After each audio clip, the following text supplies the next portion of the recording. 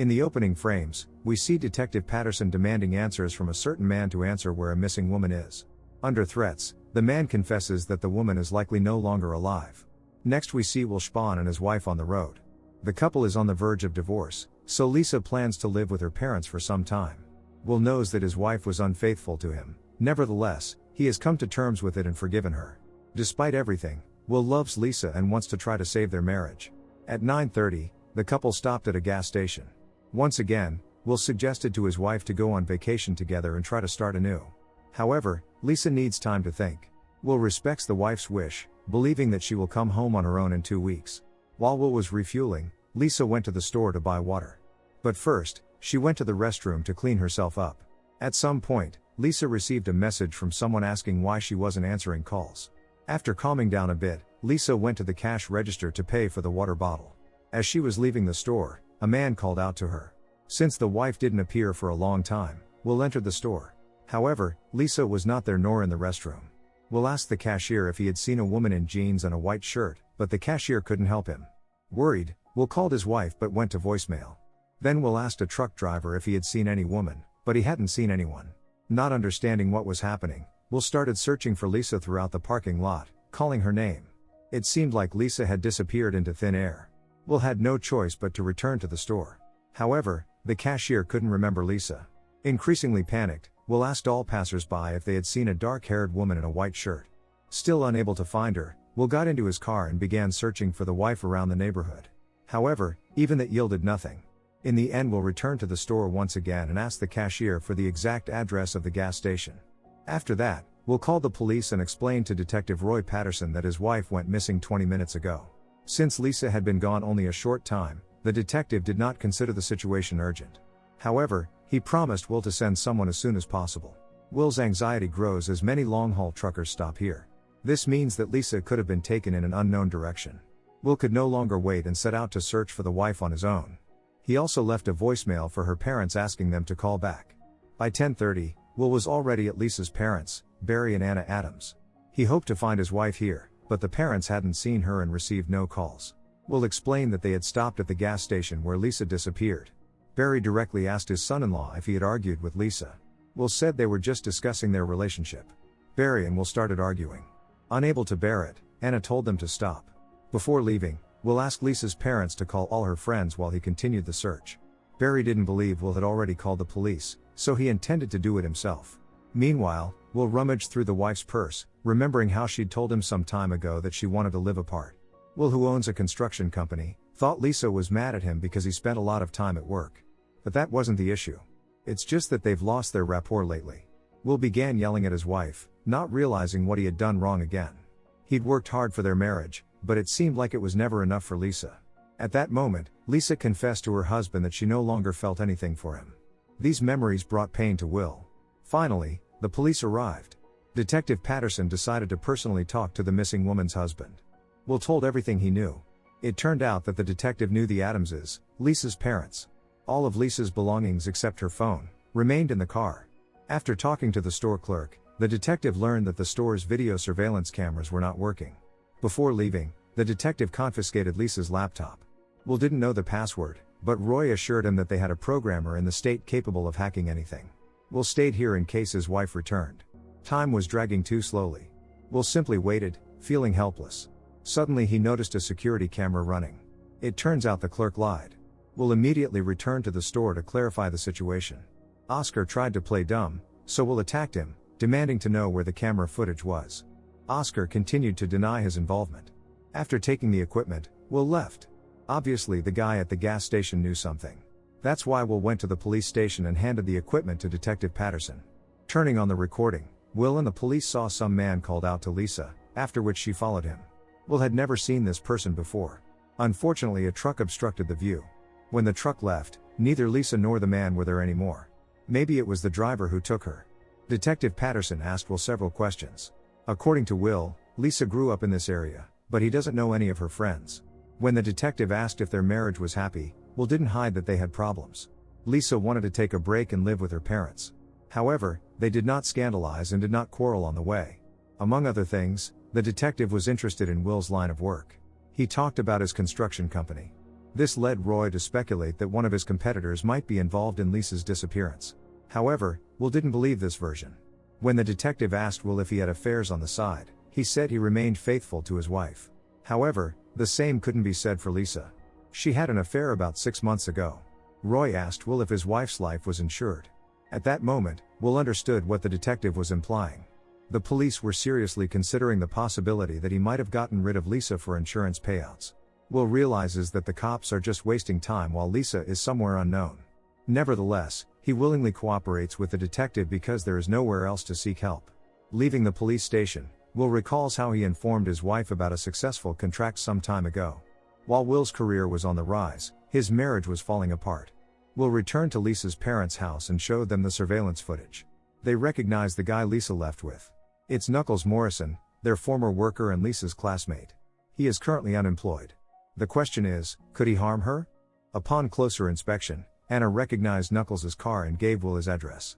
Will immediately headed there and called the detective on the way, asking if there was any news. So far, Roy hadn't been able to find out anything. Will didn't mention Knuckles. It was 2 p.m. Will arrived at the Morrisons' home and decided to look around first. Indeed, the same car from the video was parked nearby. Breaking into the gate, Will entered the lot and peeked through the window. Someone was definitely inside the house. The door was unlocked, and Will entered unhindered. Knuckles was packing in a hurry and didn't immediately notice the intruder. Will demanded to know where Lisa was. When Knuckles refused to talk, Will attacked him.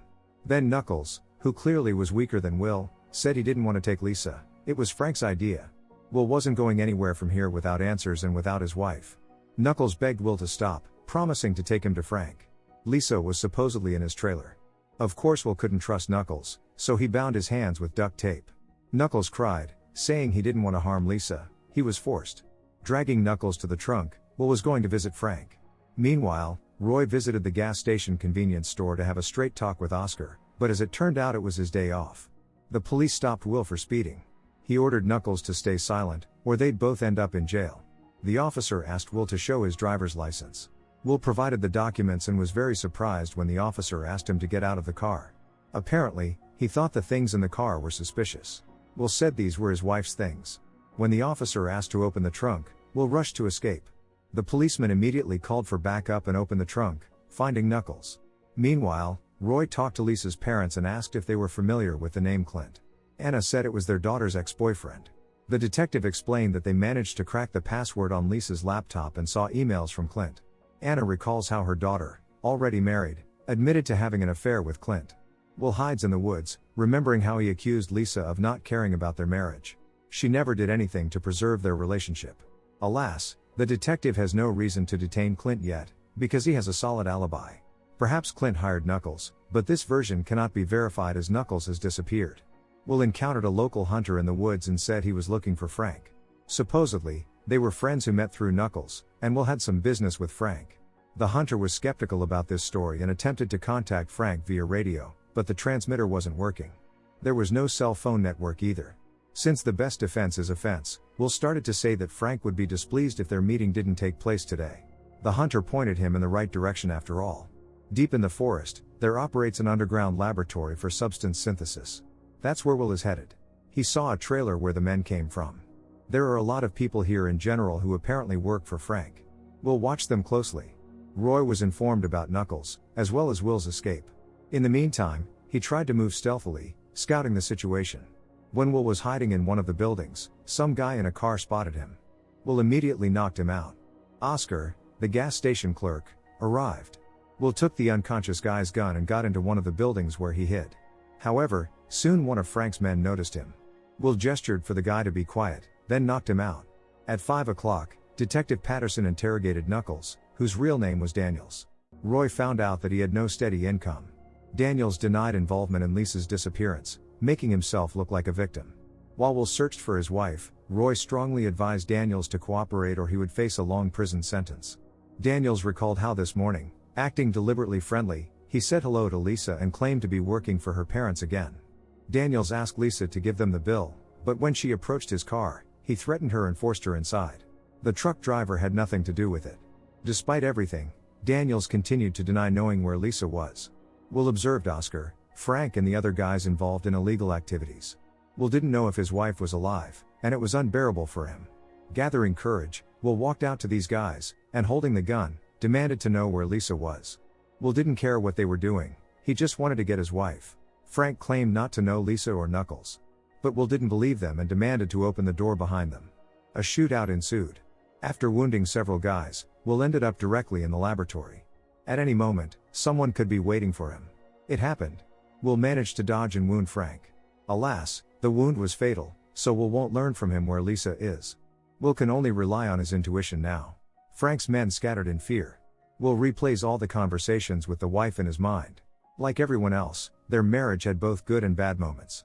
As Daniels refused to cooperate, Roy became more determined, and grabbing the detainee, demanded to know where Lisa was. Daniels admitted that Lisa was probably no longer alive. Will and Oscar point their guns at each other. Obviously this will lead to nothing, so the guys agreed to lower their weapons and talk. Oscar said that Knuckles did it. Oscar is willing to disclose Lisa's location for $20,000, but he wants the money right away. Will agrees to the terms, but he has to go to the bank for the money. Oscar is not satisfied with this, which led to an argument. In the next moment, the laboratory exploded. Oscar, who was closer to the epicenter, perished on the spot. Will was concussed. Daniels told the detective that he had conceived the kidnapping a few weeks ago because he knew Lisa's wealthy husband would pay a ransom. Daniels shared this plan with Frank, but he didn't like the idea. However, Daniels executed his plan alone. When he brought Lisa to Frank, he became furious. Frank was well aware that Daniels had been caught on surveillance cameras, so he was going to get rid of Lisa. Daniels realized he was next, so he fled. Roy asked where the grave was. Daniels replied that it was right behind Frank's house. So Daniels' desire for money had fatal consequences. The firefighters arrived at the scene and extinguished the destroyed laboratory. Roy also arrived but did not arrest Will, telling him to stay here for now. Roy went behind Frank's house to verify Daniels' words. However, the grave was empty. Meanwhile, Will, hearing knocks, found Lisa in one of the buildings. She was very scared but alive. Will hugged her, comforting. Lisa asked the husband to take her away from here. Will lifted his wife and carried her away. Thus they were reunited. A few hours later, Roy informed Will that Daniels gave a confession, which meant that Will would not be charged. Will thanked the detective. After the meeting with the parents, Lisa asked the husband if he would stay with her. Of course Will would stay.